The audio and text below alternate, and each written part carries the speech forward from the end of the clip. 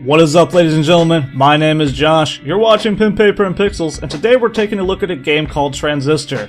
Transistor was recently released by a developer called Supergiant Games, who are also responsible for the game Bastion, which is an amazing experience. If you've not yet played Bastion, I recommend finding whatever console you want to play it on, start the download, and then come on back here.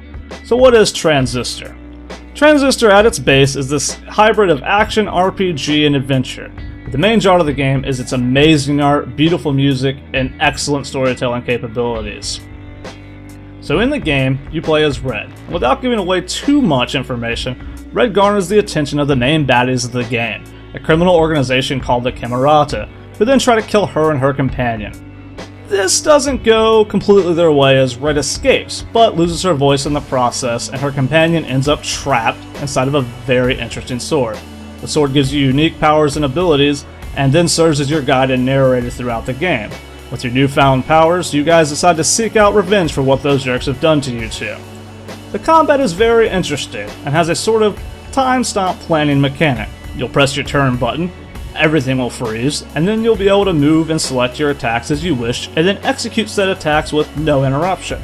This makes combat play out kind of like a turn-based RPG. You have your turn, you attack, then you evade and try not to get pummeled to death while the baddies get their chance and you recharge.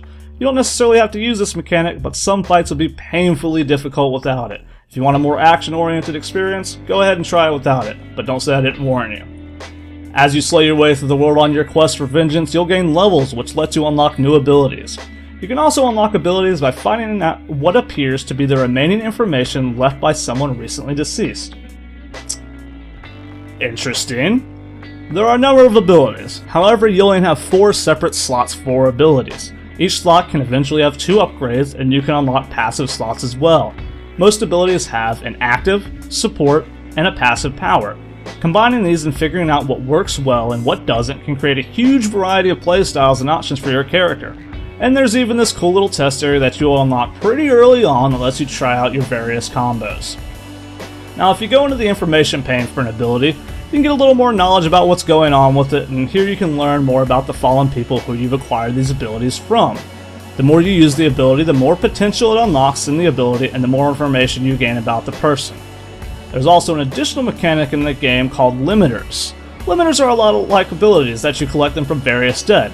However, instead of people, you collect them from dead enemies, and instead of helping you, they hinder you with one very key upside: bonus experience.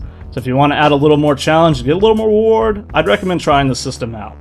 Overall, the game plays, looks, and sounds amazing. Storytelling, art direction, and music all come together to tell a very interesting and compelling story about your protagonist.